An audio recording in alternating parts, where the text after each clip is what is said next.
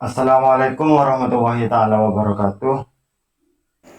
Halo semuanya, nama saya Insan Kamil dari mahasiswa Institut Amhat Dahlan Probolinggo dari prodi PAI 2C. Kali ini saya akan mewawancarai salah satu guru terkait penerapan teori behavioristik dalam pendidikan formal, khususnya di lingkungan pondok. Assalamualaikum Ustaz Indra. Waalaikumsalam warahmatullahi wabarakatuh. Terima kasih sudah bersedia meluangkan waktu. Sama-sama. Ustadz Indra, boleh kan Ustadz memperkenalkan diri secara singkat? Baik. Assalamualaikum warahmatullahi wabarakatuh. Perkenalkan nama saya Indra Diantoro. Saya itu salah satu guru dari Pondok Pesantren Al Muta'alimin. Alhamdulillah saya sudah sekitar 15 tahun lebih mengabdi di pondok ini, dan mata pelajaran saya itu matematika yang sudah biasa, kami yang lainnya bisa katakan. Itu saja dari teman saya. Terima kasih. Assalamualaikum warahmatullahi wabarakatuh. Waalaikumsalam warahmatullahi wabarakatuh. Baik Ustadz, kali ini kami ingin membahas tentang behavioristik. Menurut Ustadz, apa itu teori belajar behavioristik? Wah, ini menarik sekali nih Ya. wawancaranya ini, materinya. Itu kalau menurut saya pribadi, saya heuristik itu apa? Perubahan perilaku dari stimulus ke respon. Maksudnya apa? Perubahan yang terjadi pada anak didik kita. Dari perubahan dari stimulus itu mulai dari otak kita kan merespon. Nah, berpikir. Contohnya suruh, kan kita menyuruh buang sampah. Otak kita kan menyimpan. Nah, yang bilang nanti, oh ya, saya disuruh buang sampah sama Ustaz. Itu salah satu contohnya. Apakah Ustadz pernah menerapkan teori ini dalam proses belajar mengajar di kelas? Wah, ini kalau saya pernah menerapkan, terutama pelajaran saya matematika. Iya. Di awal pelajaran matematika saya itu, pertama kali itu mengenalkan, yaitu menghitung, menghafalkan perkalian. Kadang-kadang kalau penjumlahan pengurangan itu sudah lazim, sudah biasa. Kalau perkalian sama pembagian itu salah kaprah. Mengapa? Tidak ada yang hafal. Apalagi zaman sekarang. Dihafalkan baru ke materi. Kadang-kadang sebelum saya mulai pelajaran itu, yang sebelum ini saya hafalkan perkalian. Ayo, 1 kali 5 berapa kan? Begitu, Ustaz. So, bisa Ustadz berikan contohnya atau penerapan behavioristik dalam pembelajaran? Nah, saya ulangi lagi ya. Penerapannya ini contohnya. Contohnya saya waktu mengajar matematika. Ya, contohnya. Assalamualaikum, dalam sekarang pelajaran anak. Pelajarannya adalah operasi aljabar, Pak. Sebelum saya mulai pelajaran, ya, dulu sudah biasa. Tutup dulu bukunya. Hari ini ada kuis kecil-kecilan perkalian. Nanti yang bisa, nanti saya tunjuk jawabnya, yang tunjuk saya. Tunjuk, berarti otomatis tidak bisa lempar pertanyaannya. Ya, 2 kali 5 berapa? Si A ya. 10 Pak, bisa kelempar lainnya. Itu otomatis salah satunya. Yang kedua, kita bisa latihan soal atau yang lainnya, penerapan. Banyak yang butuh dari materi. Metode ini bukannya menghafalkan, latihan soal dan mengulang lagi materi dari sebelumnya.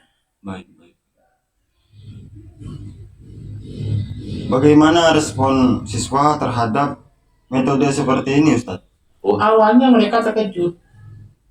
Setiap hari saya materi perkalian, mereka akhirnya apa ya?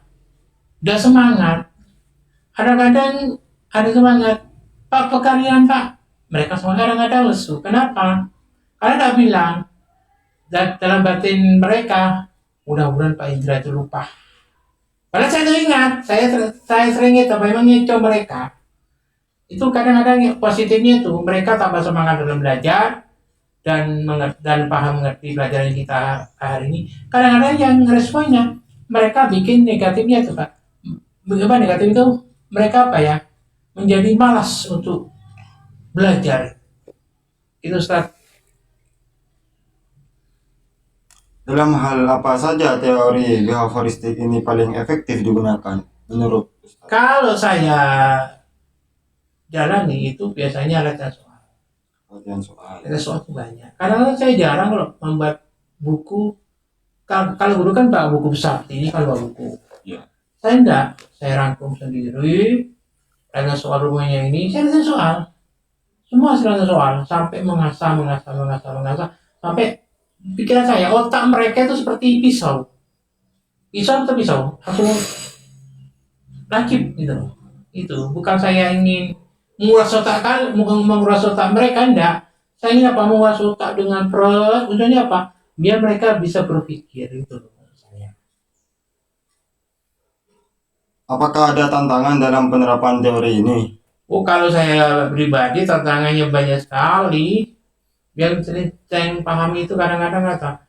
Kalau latihan soal, ya itu kadang-kadang ada yang kalau latihan soal materinya gampang, cepat, mudah dipahami. Kalau sudah, permisi ya, kalau sudah soal materinya sulit dipahami, lemot. Kadang satu sub materi itu, kalau saya biasanya cepat, 2 kali 3 kali mati, 3 kali 2 atau 3 kali mati. Kalau yang lemot, malah lebih dari 2 kali, malah memakan waktu yang paling banyak. Oh, iya. Apa saran Ustadz bagi guru-guru lain dalam menerapkan teori ini? Nah, saran saya yang pertama yaitu lihat kondisi dari anak didik kita. Kalau memang kondisinya anak didik kita memang kelihatannya kalau yang lebih baik itu pagi hari, karena mereka fresh.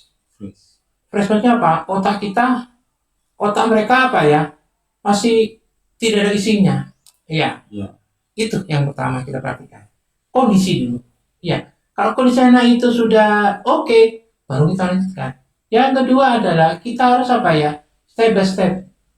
Ini langkah, seperti lagu yang Yudin Blog itu langkah. Kita harus langkah apa yang dilakukan. Jangan terburu-buru.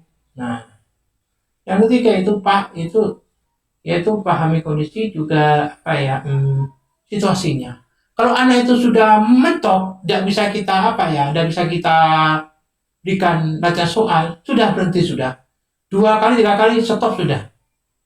Itu aja saran saya dari metode yang diberikan materi ini sudah. Terakhir Ustadz, Oke. apakah teori behavioristik masih relevan di era pembelajaran digital seperti sekarang?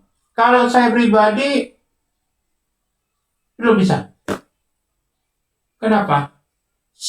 Beda dengan bukan digital ya. Digital kan mereka bersusah payah mencari materi ya. Kalau sekarang nggak usah. Cari di HP-nya masing-masing, ponsel kalian, cari meta AI, ya. Kadang-kadang selesai sudah. Kalau zaman dulu kan masih mencari. Ya. Terkait ya? Betul. Nah, contoh materi, sampai beli buku aja dulu ini aja, masih susah payah. Kalau sekarang nggak usah sudah. Kalau saya pribadi loh ya, zaman sekarang loh ya, digitalisasi ya, itu otomatis selalu di sini. Contohnya, apa fungsi dari otak?